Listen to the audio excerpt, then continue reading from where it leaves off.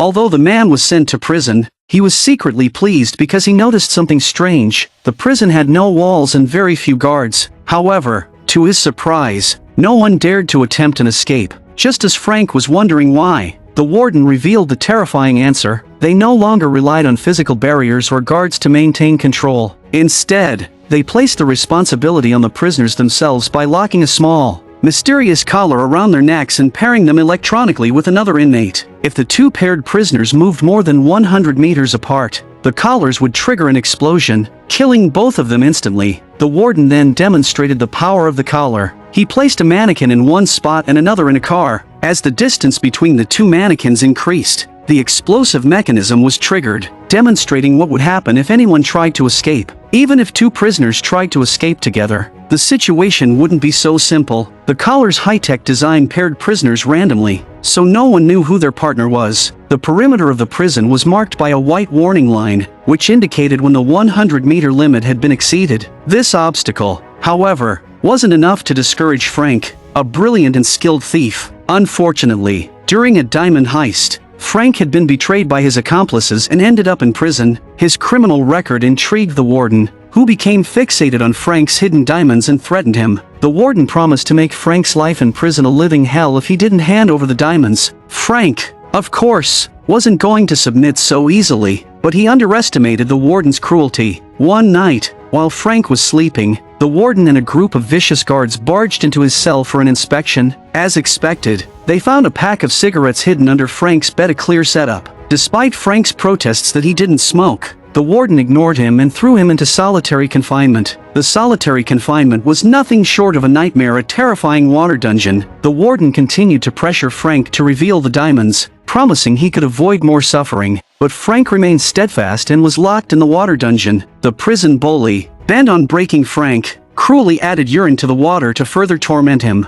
After a week of torture, Frank was barely alive. Hanging on by a thread, he was eventually sent to the infirmary, where he spent another week recovering. When Frank was finally released, a female prisoner named Tracey approached him. She showed interest in Frank, but Frank, wary of her intentions, rejected her advances. However, trouble quickly followed Frank. As he was getting his meal, another prisoner deliberately tripped him, causing him to spill food all over the prison bully. Enraged, the bully slammed Frank against a table and was about to beat him to death, but the guards intervened just in time. The next day, Tracey approached Frank again, this time with a secret. She told him she had learned that they were paired together by the collars. Frank was skeptical and thought she was lying. Even though she claimed to have obtained the information from the guards, he dismissed her claim, unaware that their every move was being monitored by the warden. Despite Frank's warnings to leave him alone, Tracey persisted, trying to get closer to him. This didn't go unnoticed by the prison bully, who was infuriated by Frank's connection to Tracey. The bully, already harboring resentment toward Frank, didn't need much convincing to attack him. Ignoring Frank's attempts to explain that he wasn't interested in Tracey, the bully launched into a brutal assault. Frank was defenseless, being held by the bully's minions as he was beaten mercilessly. The warden even showed up to watch the fight. Just as Frank was on the verge of giving up,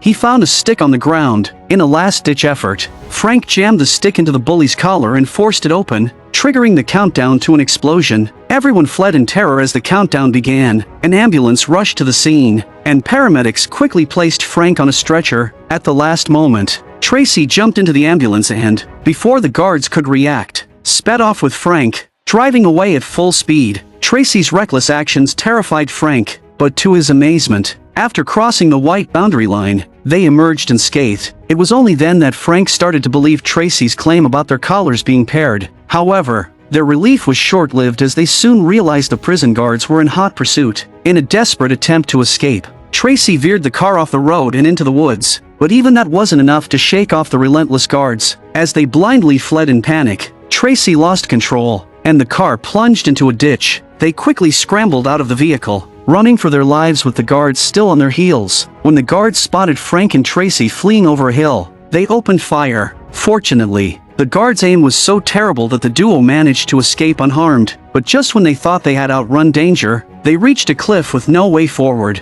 Tracey didn't hesitate and decided to jump into the rushing river below, while Frank resisted, terrified of the leap. Tracey didn't give him any time to reconsider. She jumped straight into the river, with no other option, and knowing that moving more than 100 meters apart would trigger their collars to explode. Frank reluctantly followed. Miraculously, both survived the jump and floated downstream to a shallow area. After an exhausting struggle, they finally made it to the riverbank, narrowly escaping death once again. Meanwhile, back at the prison, Frank's former accomplice Sam and his girlfriend Noelle rushed to the warden's office upon hearing of Frank's escape. They were desperate to find the hidden diamonds worth $25 million.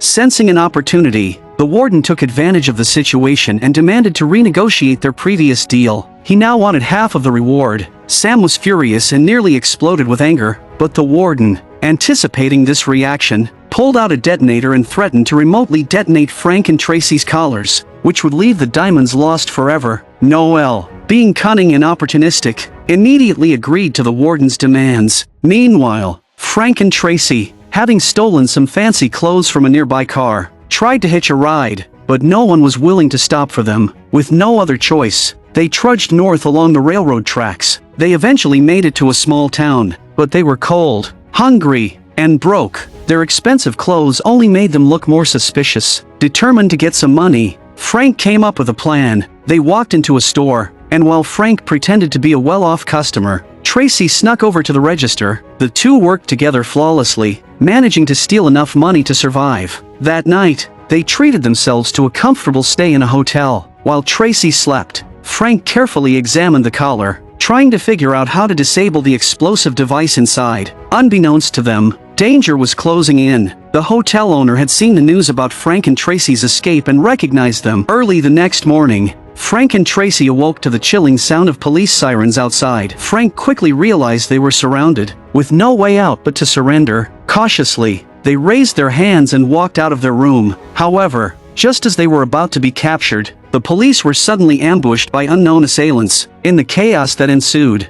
Frank and Tracey seized the opportunity to flee. Before they left, Tracey grabbed a gun from one of the fallen officers. It was later revealed that Sam and Noelle were behind the attack on the police, creating the perfect distraction for Frank and Tracey to escape. Frank and Tracey sprinted to the bus station, desperately trying to avoid capture. To blend in, Frank quickly gave Tracey a hat and a purple scarf to wear while she lined up for the bus. He planned to buy the tickets and meet her later, but just as Tracey reached the bus, she was horrified to see a police car parked right outside. Panicking, she crawled into the luggage compartment of the bus to hide. Frank, having bought the tickets, saw Tracey board the bus, but his heart sank when he noticed two police officers stationed at the entrance, checking passengers. Before he could react, the bus doors closed, leaving Frank stranded. Knowing they couldn't afford to be separated by more than 100 meters, Frank was forced to commandeer a nearby bus at gunpoint, ordering the driver to follow the bus Tracey was on. Despite hitting a red light at an intersection, Frank forced the driver to run it, narrowly avoiding disaster. After a frantic chase, Frank's bus finally caught up with Tracey's. As soon as they arrived at the stop,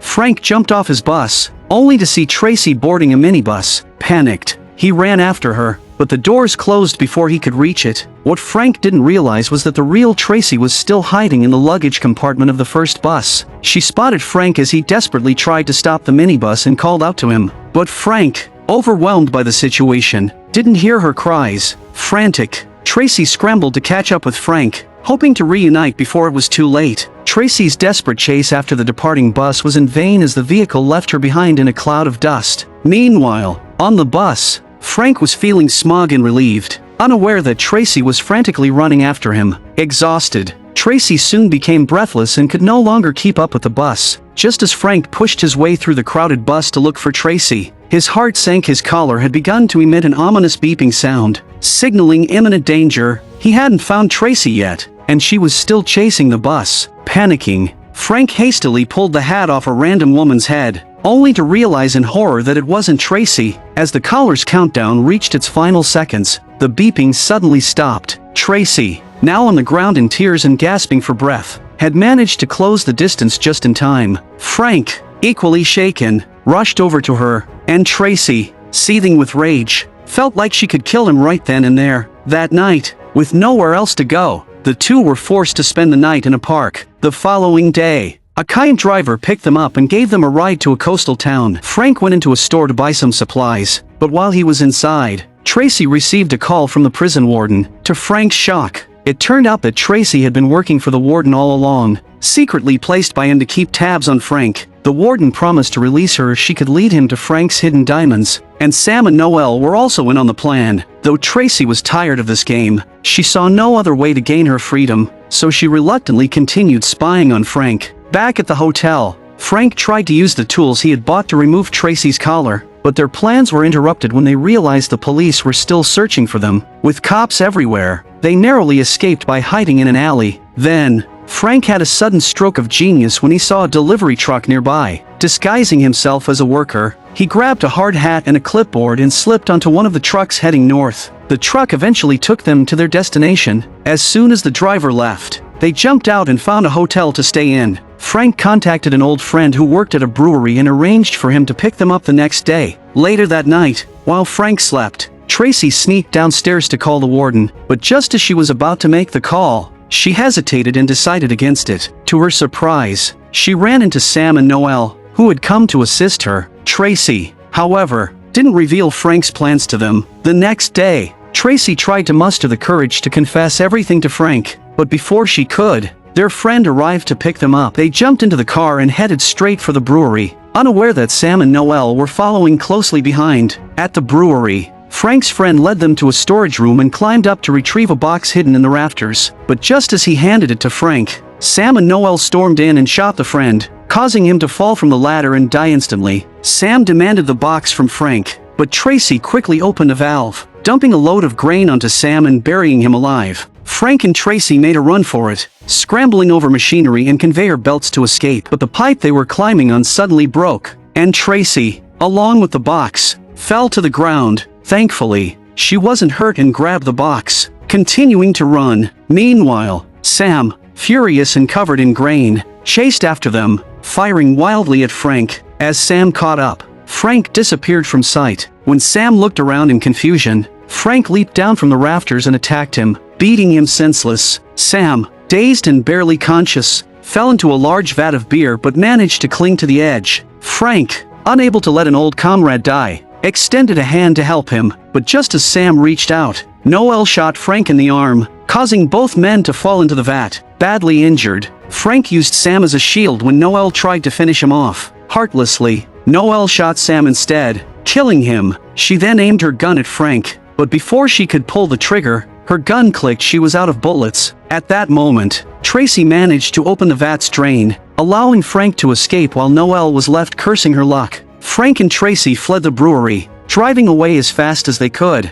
Although they had escaped once again, Frank's arm was bleeding badly, and they needed to stop for treatment. Tracey drove them to an abandoned factory, where they took refuge and tended to Frank's wounds. After patching him up, Frank opened the box they had risked everything for, only to find electronic components inside. No diamonds. Frank revealed that he had long since converted the diamonds to cash and hidden them elsewhere. He then broke a window, using a shard of glass to carefully instruct Tracey on how to remove his collar. Nervously, Tracey followed his instructions and successfully deactivated the explosive device. With the collars off, they sped off in their car, heading for an old, abandoned church. Once there, they pried open the floorboards and unearthed 2 boxes filled with cash. But before they could celebrate, the roar of helicopter blades shattered the silence. Noelle, determined to take them down, began firing at them from the helicopter. Pinned down by gunfire, Frank and Tracey were left with no choice but to surrender. To Frank's surprise, the warden himself arrived at the scene. He questioned how they had been found, and Noelle revealed that she had planted a tracker on Frank's car. The warden, still wary of Frank's tricks,